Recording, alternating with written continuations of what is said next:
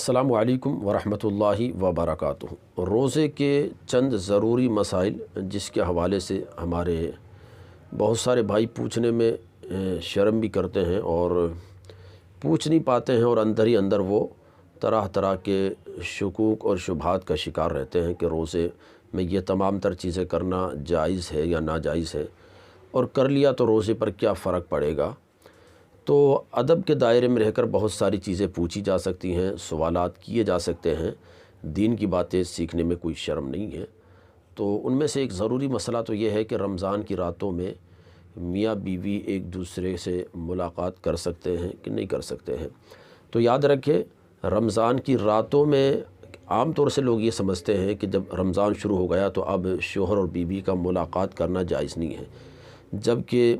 مسئلہ یہ ہے کہ رمضان کی راتوں میں ملاقات کر سکتے ہیں۔ اور رات کسے کہتے ہیں؟ افطار کا وقت جو ہی ہوا اس وقت سے رات شروع ہو جاتی ہے اور سحری کا وقت ختم ہونے تک، تو یہ جو پیریڈ ہے، یہ جو پورا ٹائم ہے، اس میں شوہر اور بیوی ملاقات کر سکتے ہیں، کوئی مسئلہ نہیں ہے اس میں۔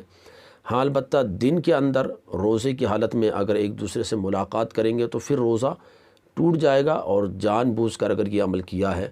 تو ان پر روزے کی قضا بھی لازم ہوگی اور ساتھ میں کفارہ بھی لازم ہوگا۔ تو ایک ضروری مسئلہ تو یہ ہے۔ دوسرا ضروری مسئلہ بھائی نے یہ پوچھا ہے کہ جب شوہر اور بیوی رات میں ملاقات کر لیتے ہیں تو ناپاکی کے عالم میں صبح ہوتی ہے،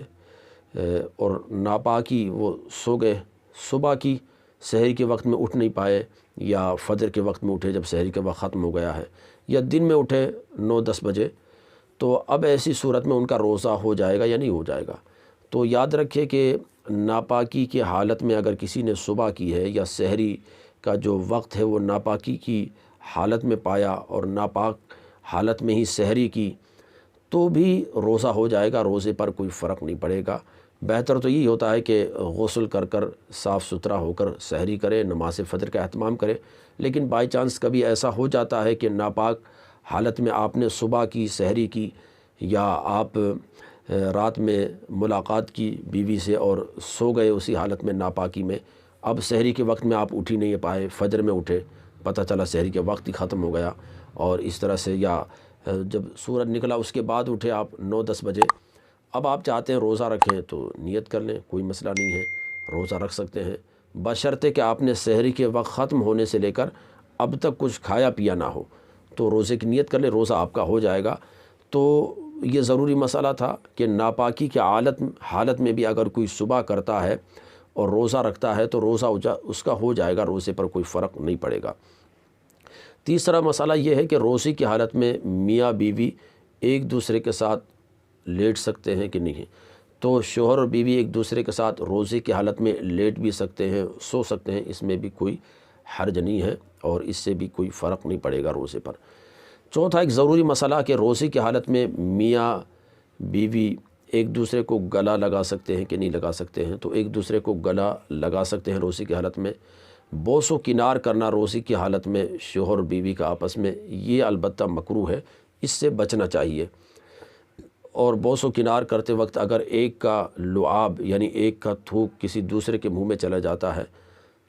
تو جس کے منہ میں جائے گا اس کا روزہ ٹوٹ جائے گا۔ تو اس لیے بوس و کنار سے شریعت میں منع کیا گیا ہے، اور اسے مکروہ کہا گیا ہے، کیونکہ یہ تمام تر چیزیں لپٹنا، چپٹنا، اور اسی طرح سے پستان منہ میں لینا، یا اس طرح کی کوئی بھی چیزیں کرنا، یہ شہوت کو بھڑکانے والی چیزیں ہیں، تو ممکن ہے کہ آدمی روزہ ہی توڑ بیٹھے۔ اس لیے شریعت نے اس طرح کی چیزوں سے منع کیا ہے، روزے کی حالت میں بچیں ان چیزوں سے،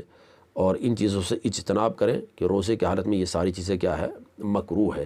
تو یہ چند ضروری مسئلے تھے جو ہمارے بہت سے شادی شدہ افراد جو ہیں اور جو بیوی والے ہیں، ان کو اس طرح کے مسائل کی ضرورت محسوس ہوتی ہے، اس طرح کے مسائل ان کو درپیش ہوتے ہیں، اور پھر وہ پوچھنے میں بھی شرم کر رہے ہوتے ہیں۔ تو یہ مسئلے بہت ضروری ہیں، ان کو آپ خود بھی یاد رکھ لیں، خود بھی اچھی طرح سے محفوظ کر لیں ذہن میں، اور دوسرے بھی لوگوں تک اس مسئلے کو ضرور شیئر کر دیں۔ السلام علیکم ورحمۃ اللہ وبرکاتہ۔